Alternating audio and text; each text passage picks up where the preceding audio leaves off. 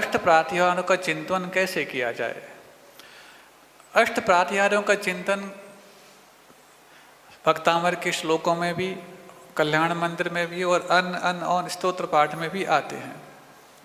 पहले तो ये सोचें कि ये प्रातिहार प्रकट होते कैसे। तीर्थंकरों को ऐसी कौन सी आवश्यकता है जो उनके लिए ये प्रातिहार पुरस्कार के रूप में अथवा उपहार के रूप में मिल जाते हैं। परम औदारिक शरीर हो गया, अब तो आपको गर्मी लगती नहीं कि कोई आपको पंखा करे, अब तो वर्षा से भीग सकते नहीं कि कोई आपको छाता लगाए, अब तो आप कहीं 4 अंगुल ऊपर रहते हैं कि आपको कोई पाटा नहीं। ये किसी उस साधना का प्रतिफल है भगवान, कि पूर्व जीवन में आपने ये पाटा ऐसा नहीं, ये ऐसा है, इसमें ज़्यादा वो है, ये सब कुछ भेदभाव नहीं किया। और चाहे वो कंकड़ पत्थर हो, चाहे वो शिला हो, चाहे वो जमीन हो, उसको उसी रूप में स्वीकार किया, तो उसका प्रतिफल ये रहा कि अगले जीवन में सिंहासन प्रातिहार आपको प्रकट हुआ। पूर्व में भी उससे अलिप्त थे, तो आज सिंहासन प्रातिहार होने के बावजूद भी 4 अंगुल ऊपर रहना आपकी अलिप्तता का ही प्रतीक बन गया। जिन्होंने अपने पूर्व जीवन में धूप में छाता लग जाए अथवा बरसात में कोई छाता लगा ले, ये अपेक्षा नहीं की, और लगा भी दे तो तिरस्कार नहीं किया, इस भावना से अलिप्त रहे, तब जाकर के 3 लोक की प्रभुता के स्वरूप छत्रत्रय प्रातिहार उनको प्रकट हुआ।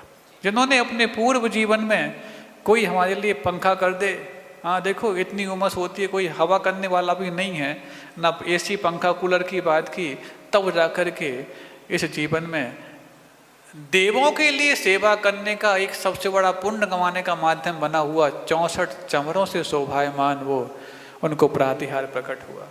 जिन्होंने अपने पूर्व जीवन में कोई अच्छी गंध आ रही हो तो,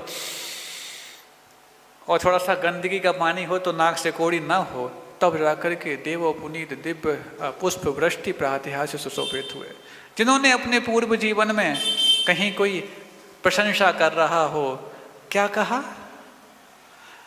और कोई निंदा कर रहा हो तो किसी प्रकार से कान बंद करने का मान नहीं किया, तब जाकर के उनकी वाणी जो सत्य, महाव्रत और भाषा समिति का प्रयोग करके प्रसूत हुई, तो दिव्य ध्वनि के रूप में हर व्यक्ति को मान हो गई। हाँ, कोई विशेष पर्व आए, विशेष दिवस आए तो खूब अच्छे बैंड बजाना, ये नहीं कि तुम ऐसे आ जाओ, ये कभी मन में नहीं लाए, तब जाकर के 12.5 करोड़ प्रकार के वाद्य यंत्र जो दुंदुभी वाद्य के रूप में अथवा अन्य किसी इस सब के रूप में प्रकट हो गए। जिन्होंने अपने पूर्व जीवन में बाग बगीचे में अच्छे वृक्ष की छाया मिल जाए, उपवन मिल जाए, ये अपेक्षा नहीं की और उससे अलिप्त रहे, तो अशोक वृक्ष प्रातिहार उनके जीवन में प्रकट हो गया। विहार कर रहे हों यदि, तो कोई चलते हुए कंकड़ पत्थर चुभ रहे हैं, कांटे चुभ रहे हैं, इससे निर्लिप्त रहे, तब जाकर के समूह शरण से विहार भी करते हैं, तो 225 स्वर्ण कमलों की रचना वहाँ हो जाती है। धन्य है भगवान, आपने तो हर चीज़ से मुख मोड़ लिया, लेकिन वो सारी चीज़ें ही हैं जो विशेष दिव्य बन करके आपके प्रति मुख करके तैयार खड़ी पाई जाती। भागती फिरती थी दुनिया जब तलब करते थे हम, और जब मुख मोड़ लिया बेकरार आने को है। यही मात्र उस समय भावना। और एक दिन हमने यहाँ पर कहा था, किस दिन कहा था, कि कभी भी अपने जीवन में उन्नति यदि चाहते हो तो एक बहुत मनोवैज्ञानिक कार्य हम आपके सामने बताया था उस समय, कि प्रभु को उच्च सिंहासन पर विराजमान हैं और उच्च वो होते चले जा रहे हैं, ऐसा चिंतन मात्र करो, कल्पना मात्र करो। ये कल्पना नहीं, आपके लिए एक वरदान साबित हो जाएगी। ये मनोविज्ञान आपने अपने आराध्य को उच्च सिंहासन, उच्च स्थान देने का बना लिया।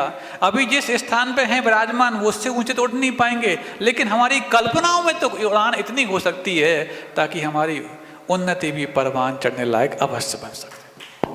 बहुत बहुत धन्यवाद।